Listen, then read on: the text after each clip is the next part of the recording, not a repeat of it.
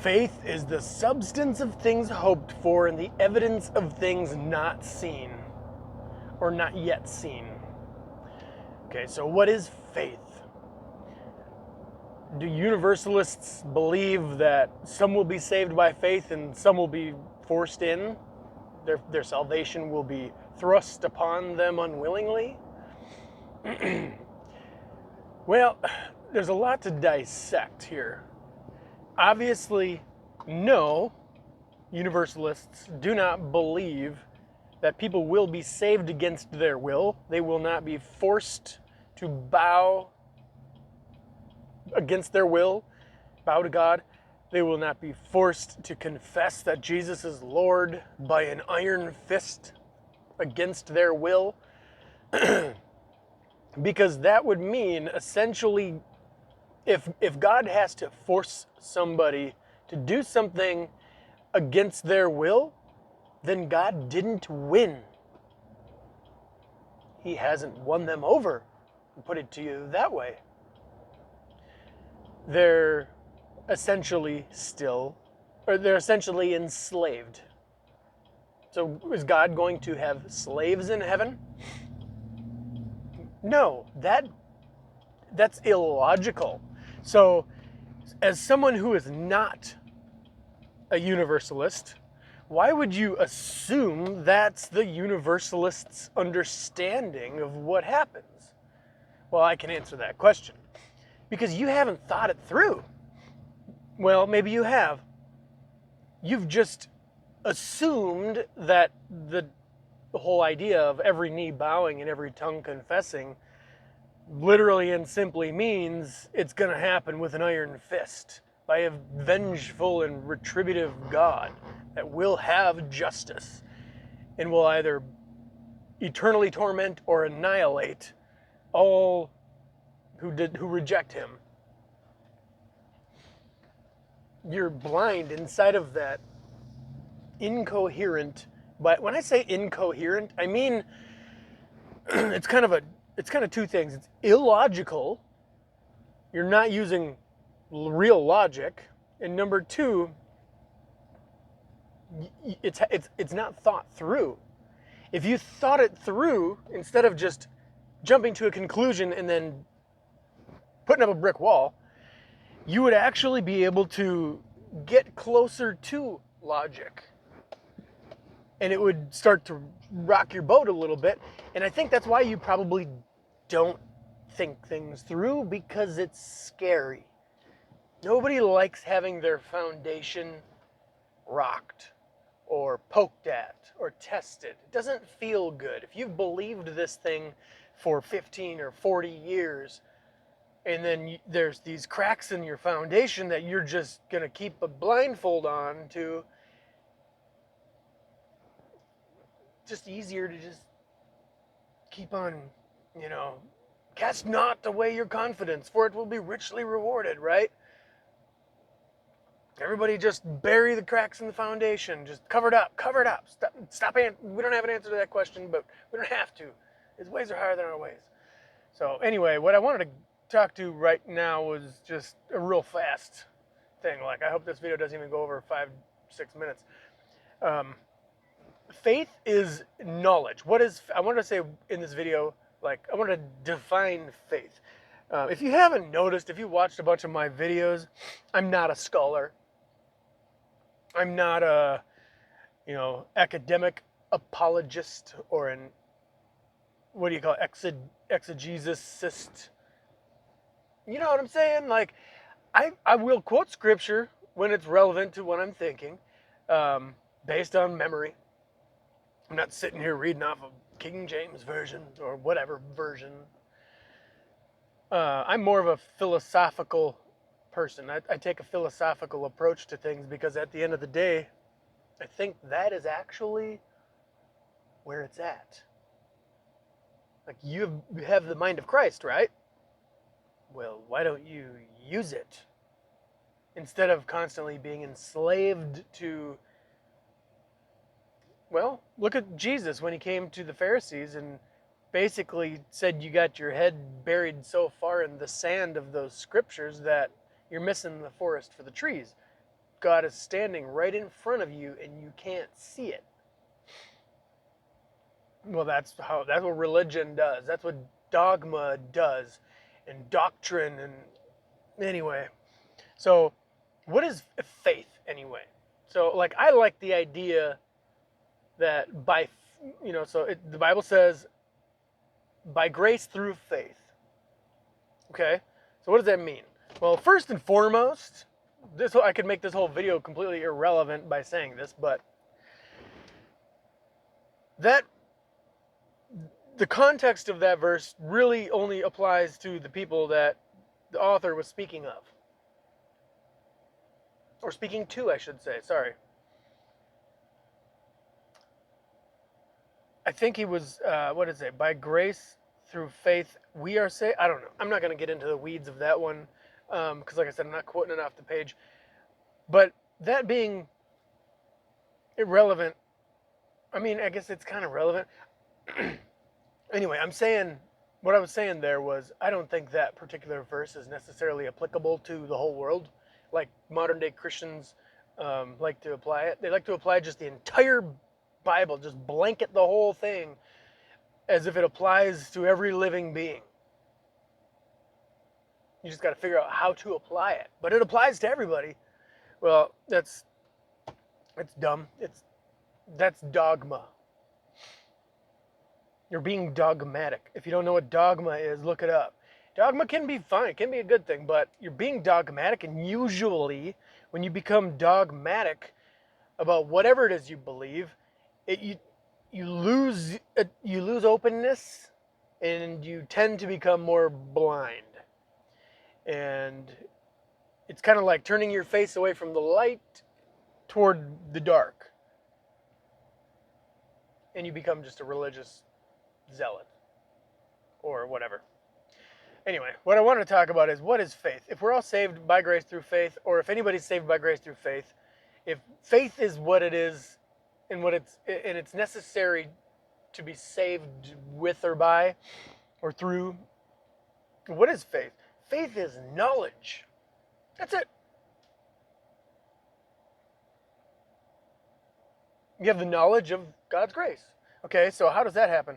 Well, either you're going to have the knowledge pre-mortem at some point in this life that you are saved or have been saved, or God did what he did, sent a message of good news, and you can experience it now in this life.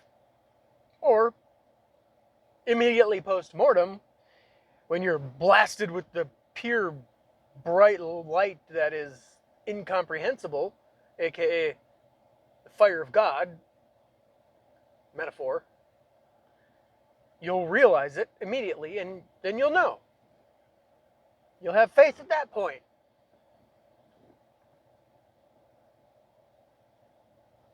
Boom, you're saved. Because now you know.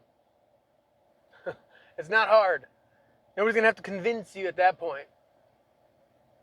Faith isn't necessarily what we have been conditioned to believe it is as, modern day Christians.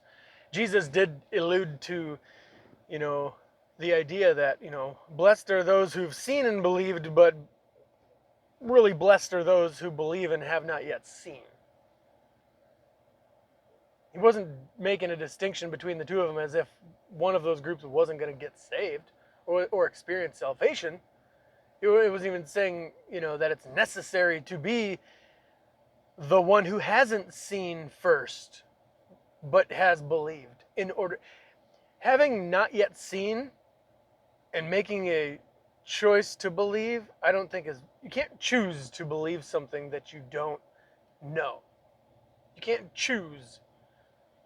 You could want to believe something, but you can't force yourself. Belief is not something that you can conjure. That's what I'm trying to say. You can't conjure this up. You can't force yourself. Like, let's say you're standing in your front yard. Here's an analogy. I'm sitting in my vehicle in the driveway. All right, so my house is literally right in front of me. Okay, now I'm going to close my eyes. And let's say theoretically or hypothetically, I'm never able to open my eyes again. And then now, in order for me to be saved, I have to believe that my house isn't there. It doesn't exist, and it never did exist. Yeah, it could be demolished, and somebody could convince me it got demolished. That wouldn't be a hard thing to convince me of. But for someone to try to convince me that this thing it never existed, there would have to be a lot of gaslighting involved and a lot of psychological game playing and manipulation for me to finally come to a point where I authentically and genuinely believe that my house never existed. Because it's impossible for you to actually, once you've, seeing is believing, right? So I don't know if that analogy works that great, but what I'm trying to tell you is you can't fake faith.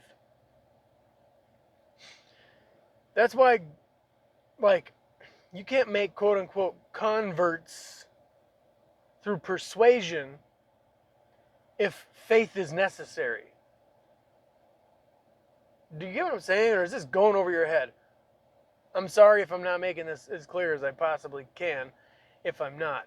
But you can't go like Ray Comfort down the street and start listing off the 10 commandments. Oh, yep, you're a sinner. That means you're going to die. Now, but if you say these magic words, you can live. Even though you may have like instilled some fear in them and made a quote unquote convert, all you did was use manipulation. You just made them scared. You put yourself in a place of authority over them, and with your presentation of your persona, you essentially placed yourself in a place of authority over them in their eyes. A manipulation tactic. That's manipulation. It's very narcissistic. But you did so, and so much so that they actually believe what you're saying, and you're using fear to try to convince them to perform an action. And what is the action? Say these magic words. Say this prayer. And then once you say the prayer, now, ding, you've met the prerequisite, the qualification for eternal life. What do you do next? Well, now you got to go live this lifestyle where you don't break these 10 commandments anymore willingly.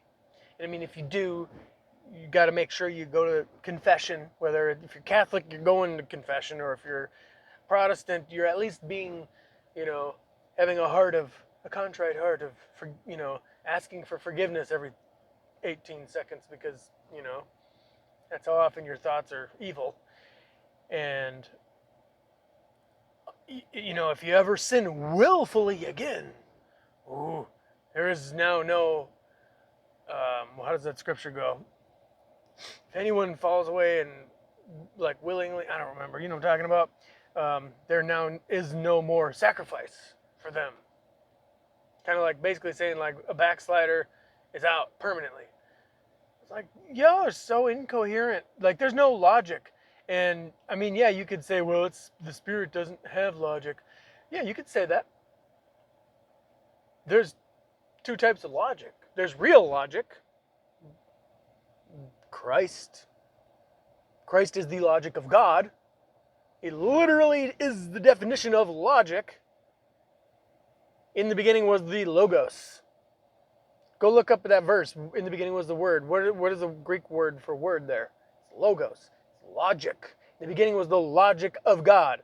So if you could try and make the argument that, well, I'm just trying to be logical, which is a carnal means of interpreting spiritual things. Well, no, you just need to crack a Bible and actually study it.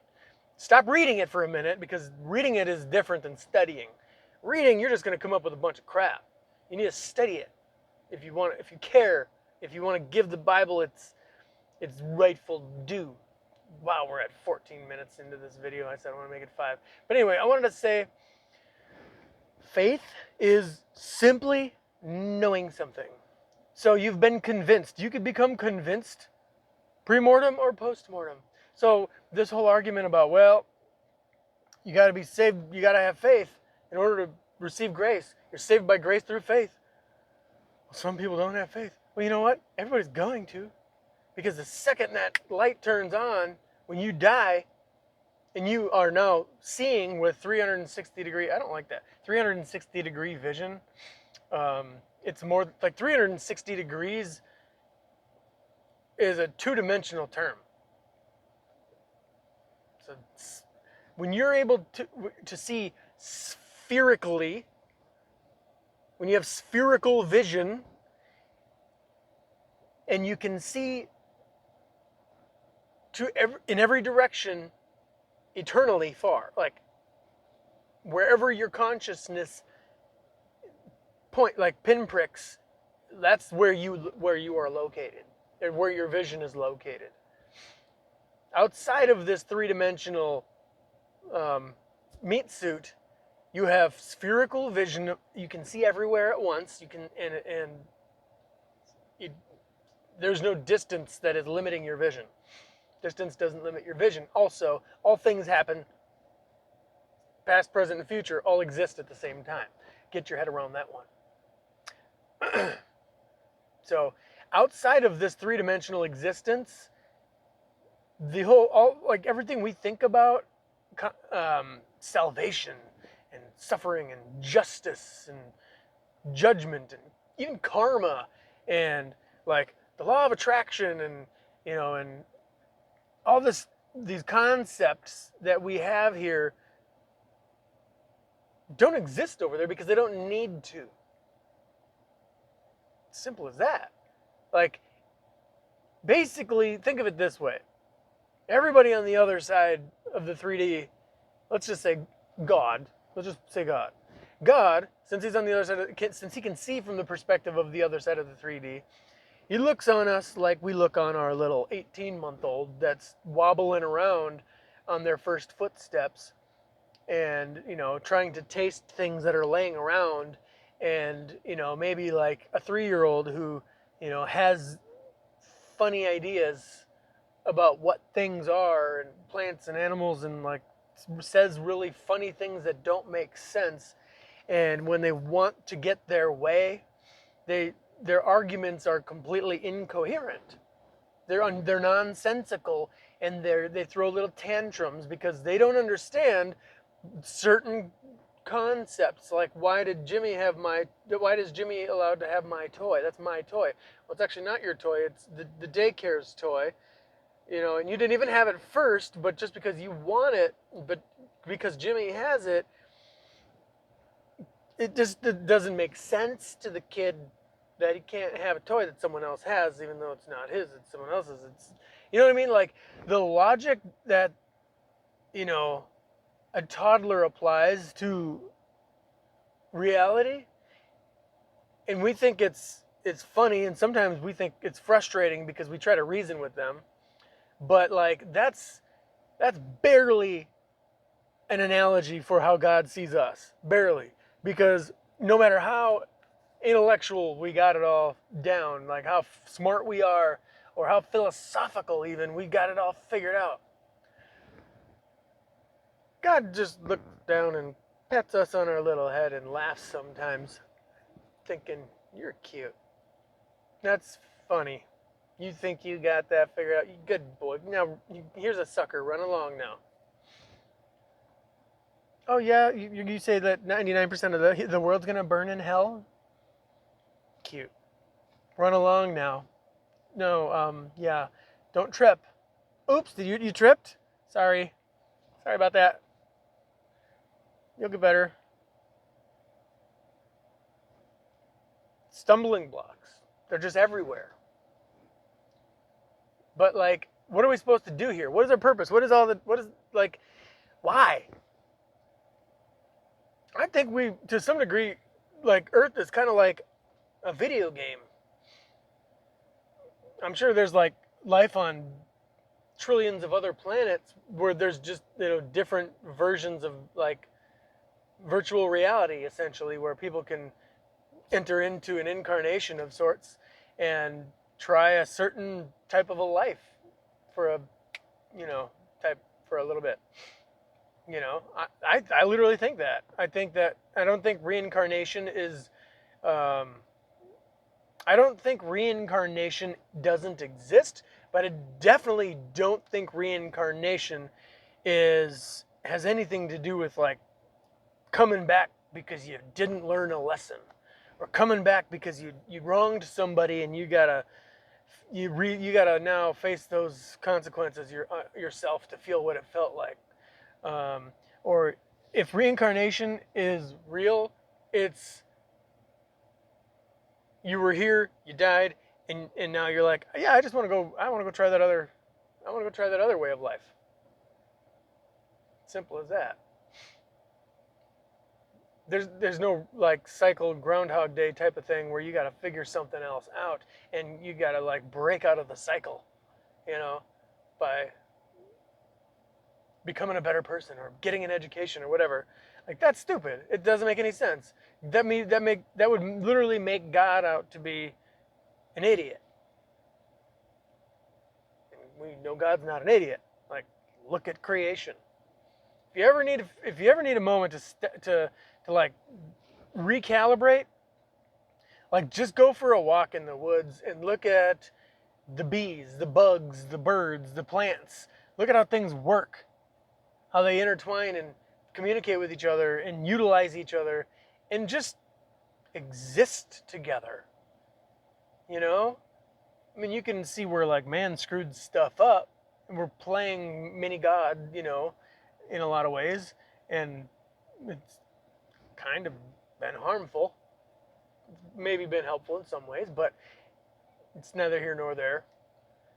But yeah, so I rambled. I found a way to ramble for over 21 minutes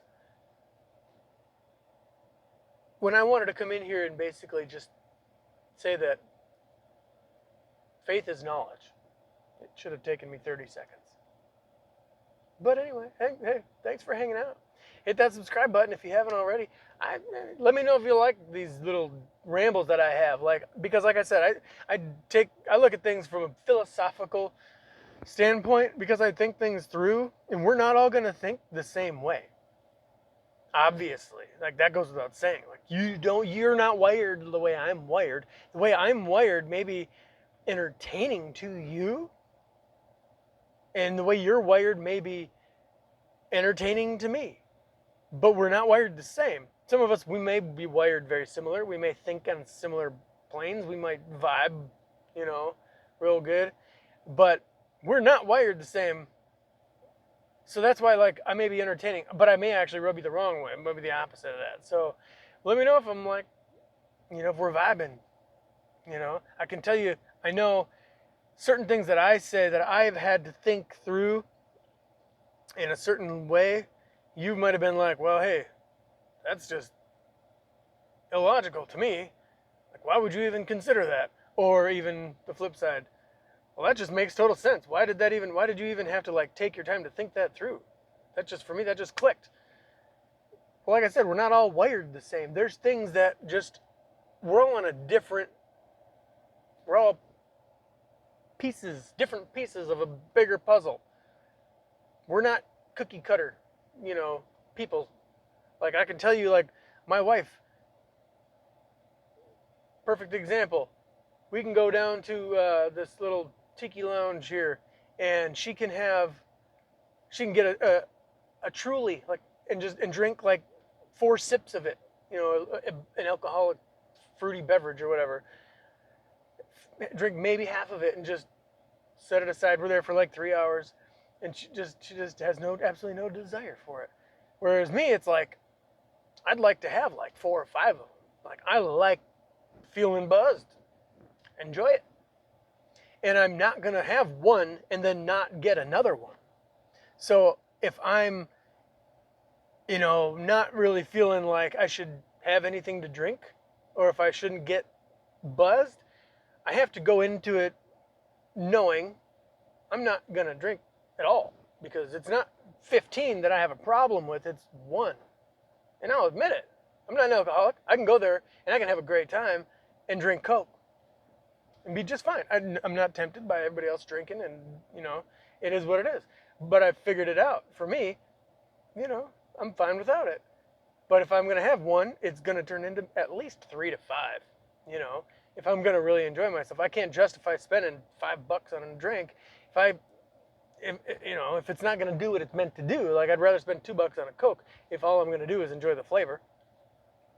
You know, if I ain't going to feel it, then I'm not going to spend that extra money that's the whole point of an alcoholic drink. You know what I'm saying? You want to be able to feel something a little bit, take the edge off, whatever. Loosen up a little bit. Well, it takes 3 to 5 for me to get there. You know what I'm saying? So but my wife, she'll have a couple sips, she won't feel anything, and she just knows she just doesn't want it anymore. We're wired different.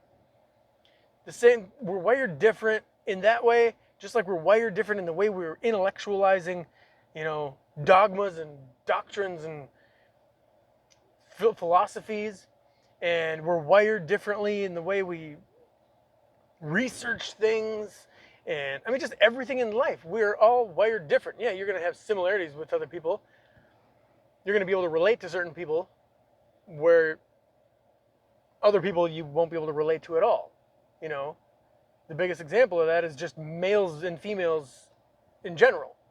Why, that's just an old common understanding that men and women are wired differently. Men will never understand women, and vice versa.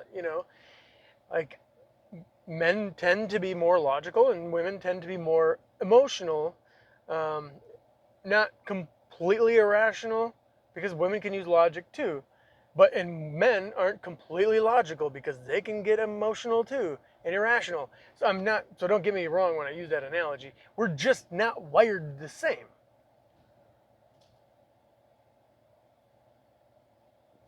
None of that had anything to do with what I wanted to talk about in this video. I actually have something I want to talk about. I was going to do this video. It was going to take less than 5 minutes. I was going to talk about what is faith. And I probably haven't even really covered that as in-depth as I would have liked to in this video. But it is what it is. Here we are. What I wanted to do was I wanted to do a 5-minute video on what is faith. And then I wanted to actually do like a half an hour, hour-long video on what is the second death. And I wanted to read a section out of the book of Revelation. That's really like one of those scriptures that's like, if you're just your typical Christian, like there's certain scriptures that you'll get to, and then all of a sudden it's like you'll get a tinge of fear, like, am I really right with God? You never really do know, and it's those scriptures that like make you wonder a little bit, like no idolater or drunkard or liar will enter in, and then you think, oh, like yesterday I told a lie, it's like I'm going to read some of those scriptures, and we're going to talk about the second death. If you don't already know what I think the second death is, this will be your video. So hit that subscribe, hit the bell, hit the like, drop a comment, and I'll see you in the next one. I'm probably going to upload both of these videos today. Hopefully I have time. I got a little bit of a drive ahead of me, so I should. So, Lord willing, we'll have them both up today. Thanks for watching. Taste and see that the Lord is good. Peace.